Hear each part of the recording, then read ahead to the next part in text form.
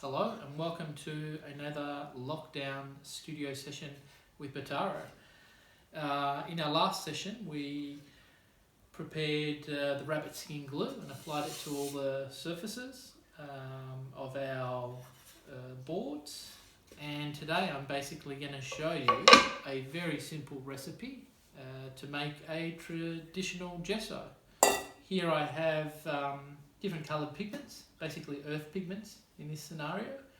So we've got a Mars red, yellow oxide and a slight burnt sienna.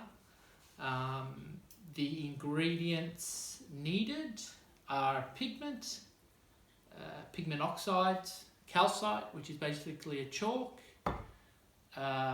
In my gesso mixture, to give it a bit of flexibility, I also add cold pressed linseed oil and the rabbit skin glue. So it's a very simple procedure. You just need a dish like this, a mixing duvet as well. We'll just move this out of the way. And basically our ratio is one of the simplest ratios you could ask for, which is basically 1 to 1 to 1. What I like to do first is add my calcite. So again, calcite is basically just a chalk, also used as a filler in oil paints, and yes, used in traditional gessos. So I'll just do one of these scoops here, and then I'll also come to my pigment, which is in this case a zinc oxide. Just use this spoon, and basically what I'm going to do, rather than filling it fully, I will do about 50% full here. So 50 zinc oxide, because I'm going to want to tint my gesso. And so then I'm going to simply get a bit of this sienna here, and I'm going to put 50% of that. Now the ratio depends on you. You can obviously put more pigment and make it a lot stronger a hue. It's necessary to have your one chalk to give the consistency. So as you can see that there's 50 zinc and 50 oxide. Drop that in, give it a bit of a tap. As you go, good idea to just give it a bit of a stir. So basically now you've got your calcite, your zinc oxide and your yellow oxide, and as you can see there, it's just slightly discoloured. Then what we do from here, once we've given that a good kind of mixing, is come over to our rabbit skin glue, which is on the banyo maria, which I explained in the other episode. And again, lukewarm, simply pour that in like that. Come over and add that to your mixture. I always add just a little bit extra rabbit skin glue, probably do about 1 3/4. And there you go. I put that in.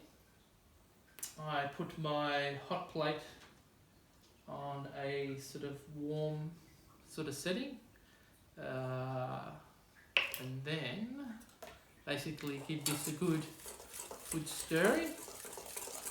And this kind of indicates what colour your gesso is going to be. This is quite a beautiful tint, I'd imagine, to start something on, either a portrait or a landscape. Now, it is important to obviously break down all the powdered substance, so when you're applying it to your board, you don't get any bits spitting open and sort of pulling out pigment. So give it a good mix.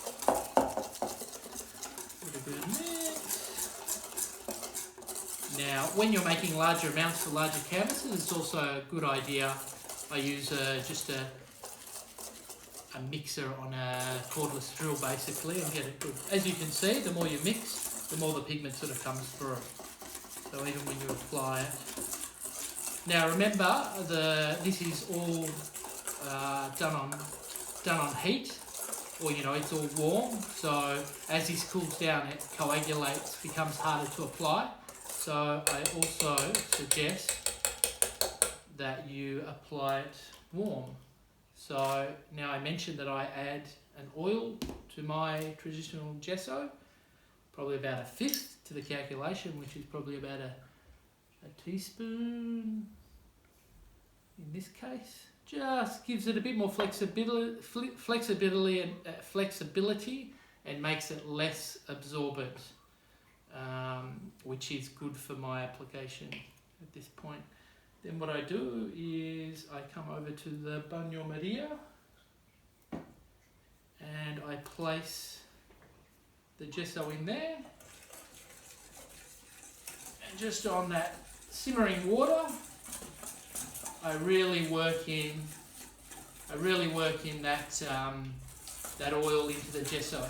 Now normally you get oil and water separation, but because we've got an addition of the rabbit skin glue, you've got an amazing adhesion between the two. Well, not adhesion, but they gel together and they work really well together. Then I just continue to stir that until it's ready to apply. Now application takes a little bit of skill because it's quite a thick substance, and I'll show you that in the next segment. Thank you.